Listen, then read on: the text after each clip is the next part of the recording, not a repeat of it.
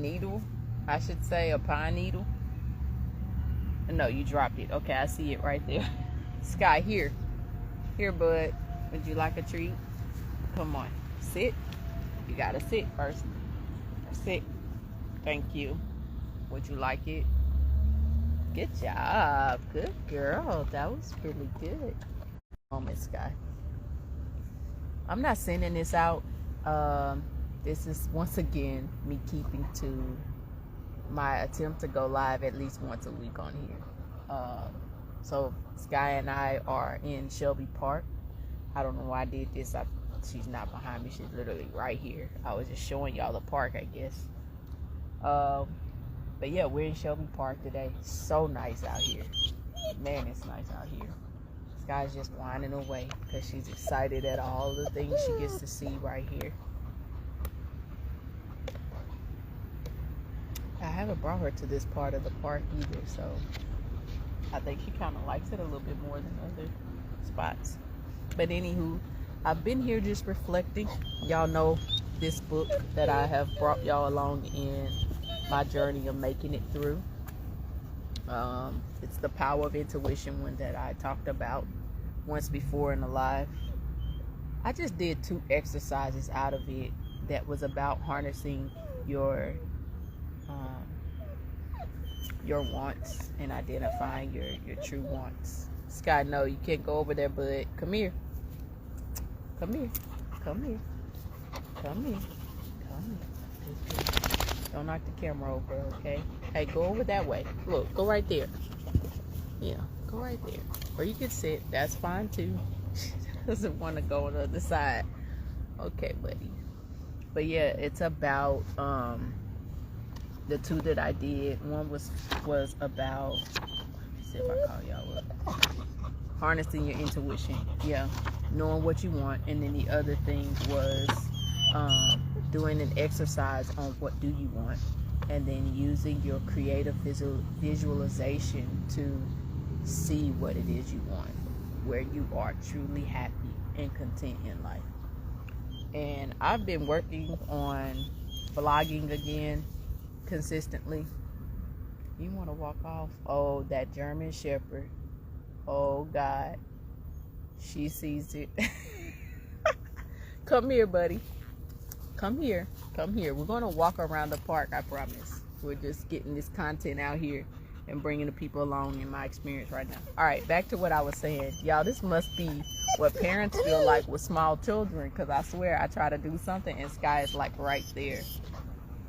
But yeah, I did both exercises. The first one was basically identifying your wants and journaling about it, and I did that. Not judging what you wrote down, just getting it out. And then it was, while you're getting it out and making your arrival at that natural end, ask yourself once more, what do I truly want? And man, I tell you what, I had some things on there that I knew was gonna make the list, because I talk about it even on this space, or in this space. Don't knock the camera down, but sit. Thank you. But then there were some things that surprised me, and I don't want to talk about that on here just yet. Maybe there'll come a time where I will. But reflecting on those things, and then going into the second exercise where you're doing the creative visualization, you're placing yourself in your body and then in environments where you feel happy and content. That brought me to tears. I'll tell you what, I'm not one to cry often, but it's a few occurrences in life where I have. Obviously, losing my grandmother opened the floodgates back in 2011. That was the first time that I just truly cried, and some part of me is capable of doing that now more often than what I used to. Y'all see me doing this. It's me moving her leash so that she can walk to a different side.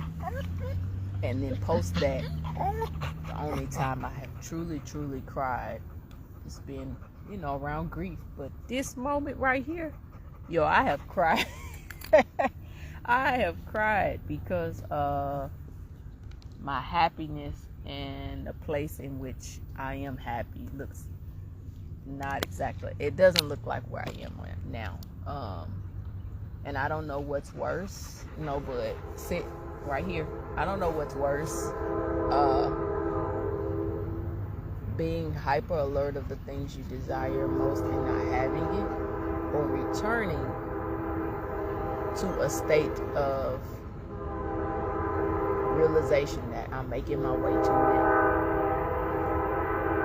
but feeling it for a moment, like feeling that happiness and that content, going and truly going through these exercises of who's around, what are you doing, how do you feel while doing it, how do you engage with other people in this environment, in this state of happiness and content, and then realizing upon your return within self that it's so unlike the way your life is at the moment.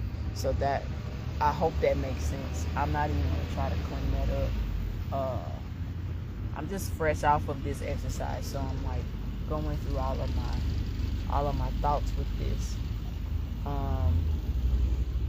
I shared it though because I'm feeling called to. I feel like the state of the world right now has did a number on many of us who are dreamers, many of us who feel safest in our dreams and feel safe around certain people that maybe are being removed, ostracized, not counted in the future plans of whatever this greater experience is supposed to be. And it's overwhelming, especially for the doers. I'm speaking to the doers like myself, who'd rather not talk about it, not parade around what is already known, but to actually get out there and do something about it.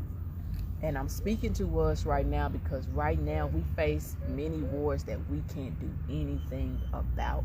And it's terrifying, it sucks, and every day there's a high grade of irritation around the things you can't change. And I think I need to speak more on that on this page because there's so many people who look to my content and it hits them in different ways. And that I'm privileged enough to have an engaging following enough to know what they think and how certain things that I post make them feel. And I appreciate y'all for that because it makes me more intentional about, watching my words and how I go about difficult conversations or bringing concepts to y'all. Like, please don't take my promises for posting content at times that I say I'm going to and don't as me dismissing y'all or not taking y'all seriously. Like, I'll literally be out there doing a lot, and by the time I circle back to the stuff that, the stuff that I could do things that's trendy, let's just be honest, I could do the stuff that's trendy, I could do the stuff that gets more numbers, but I choose not to. I choose to fully live in every moment that I'm given, serving, being amongst people, my elders that are still around in my community. I choose to be fully present. I choose to have wind down moments like these. It's just me and my dog. Like, it's just me and my dog. Like, we just out here on a blanket, yo, surrounded by materials, some of her favorite things, a notebook, some books that I plan to make my way through. Yes, one of them is the Bible. That's not something that I share often on this page, not out of secrecy, but just I don't really find a space on here where it correlates with the things that I'm already doing, aside from the fact that I look at everything as a spiritual experience, less religious but more spiritual experience, and that divine is in everything. But God has shown me that I don't have to put that at the forefront to reach the people that I'm supposed to reach, however way I'm supposed to reach. So that's why I don't ever really post like that on this particular page. I try to keep everything based in gardening, but I definitely am not hiding my spirituality by any means. I'm a devout believer in a God that serves and shows up for me every day, and I believe for others as well, especially the people that folks say that God doesn't show up for. But yeah, I just feel like I'm being obedient in the spirit by bringing y'all along in this experience I just had, encouraging you to foster a relationship with your intuition through this gap, especially my doers, because waiting on things to be a part of an administrative agenda or a part of a legislative movement or a part of even a localized effort, waiting on that is really going to tarnish your ability to do. You are a doer because you are a doer. Have you ever noticed, right, if you've been someone with thought about something and you just think, man, I wish I could do this, I wish I was this, I wish I was that. I say that, let me not speak so loosely, let me do it directly to myself. I say that I would like to be a young adult author by the time I'm 40 or 50 years old. Like, as I start nearing that quote unquote retirement age, I would like to be a published author. I would like to write young adult materials. I would like to be a filmmaker. I would like to be a cinematographer. I would like to be a photographer, videographer, and these things. But you know what the difference between an ambition and something that actually happens is doing it. The moment that I start to do it is the moment I become that thing. I am a writer. I do that for free. I just showed y'all a journal. I just showed you materials that I sometimes get motivated and inspired by and challenge myself to just try. I am a young adult author. I'm not published, but I'm already writing my first young adult novel. I'm like close to 11,000 words in. What would qualify me more if I'm already writing the story, right? It just hasn't made it before the eyes that it's going to make it before at a certain stage of its existence. I am a cinematographer. I just shot a film. You know what I'm saying? Like, for 3 days straight. I am a photographer and videographer. So much of my content is all around this city. I walk this city very humbly, very humble, and in a humble manner. Because for me, it's less about the credit. But I'm gonna pause and give myself an acknowledgement for the first time ever. I have done a lot of things in Nashville that y'all don't even know I'm behind. Let me just go on and put that out there. There's been some accounts I've passed up on Instagram that I've had to DM and say, y'all know that's my shot. Y'all cropped out my handle in the shot. And because it's no longer active, you think you can get away with it, but I got the hard copy. I was the first one on the scene there. That is my shot you're using. That's why it's an original photo that you can't, trace back to me, because whatever I posted on is not active. So you feel like you can get away with using it. I've done that for festivals here. I'm not going to call out their names because I like frequenting these festivals and I still support what they're doing. If the greater good is still intact, I don't have time to sit here and be like, oh, give me my credit. It don't even matter. I know, and I got in touch with that party, and they are aware, and I let them know, hey, I'm fine with you using it. I'm not trying to get anything out of it. Just, just be mindful that you can't do that with everybody, I guess was my overarching thing there. But, in Nashville, I am stamped in every place you can possibly look, even in the places you're not looking. My name remains in rooms I've never walked in, like ever. And it's all because I lead with integrity and I lead in an honesty that I think it has the potential to die off if we lead our lives according to the trajectory of what I was just talking about, legislative actions, administrative leads that we put our faith in and our we set our eye on and look to for help that's simply not coming. We are our strongest out, to put it in the plainest terms I possibly can. You got to help yourself first.